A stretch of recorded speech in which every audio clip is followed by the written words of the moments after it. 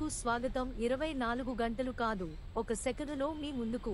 సూర్యాపేట జిల్లా కోదాడ స్థానిక హుజూర్ నగర్ రోడ్లో శ్రీ అయ్యప్ప స్వామి దేవాలయంలో మాలా ధారణ స్వాములకు, సివిల్ స్వాములకు సుమారు 600 మందికి అన్నప్రసాద వితరణ చేయడం జరిగింది.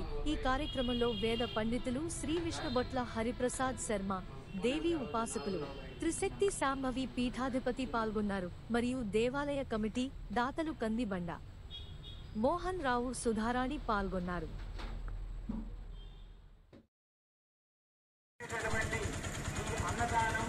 ఈ కార్తీక మాస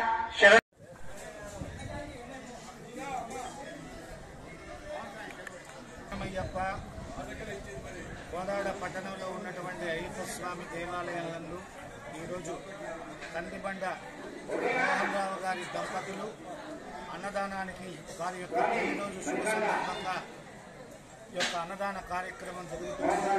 ఈ ఒక్కరోజే కాదండి, ఈ కోదాడ పట్టణంలో అయ్యప్ప స్వామి దేవాలయం ప్రతిష్ఠ అయిన రోజు దగ్గర నుంచి ఆ ప్రతిష్టలో నేను కూడా ఉన్నాను. ఈ దేవాలయం ప్రతిష్టకు కూడా నేను వచ్చాను. ఇంకో విశేషం ఏంటంటే, అయ్యప్ప స్వామికి కింద బంగారపు యంత్రం మేమే ప్రతిష్టాపన చేశాం. ఇదొకటి. విజయ గణపతి స్వామి దేవాలయంలో కూడా బంగారపు యంత్రాన్ని ప్రతిష్టాపన చేశాం. నిజంగా ఇది మన కరెంటు నాగయ్య గారి యొక్క వారి యొక్క చైతన్యం, అట్లాగే కమిటీ వారి యొక్క నిజంగా దృఢ సంకల్పం.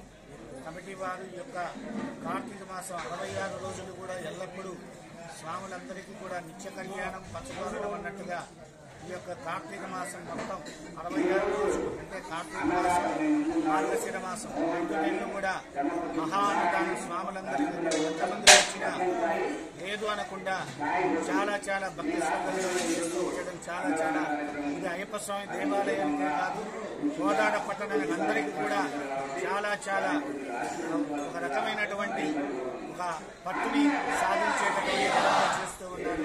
నిజంగా అందరూ కూడా హిందూ ధర్మం చైతన్యం ఈ రకంగా ఇంకా రాబోయే రోజుల్లో ధర్మం ప్రభావాలని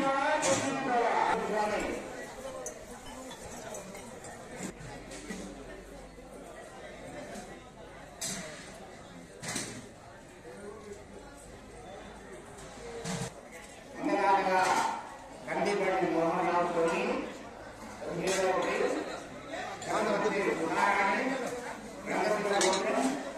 కుమారుడు వర్ధనకాయలు సాయవర్గం నలుగురు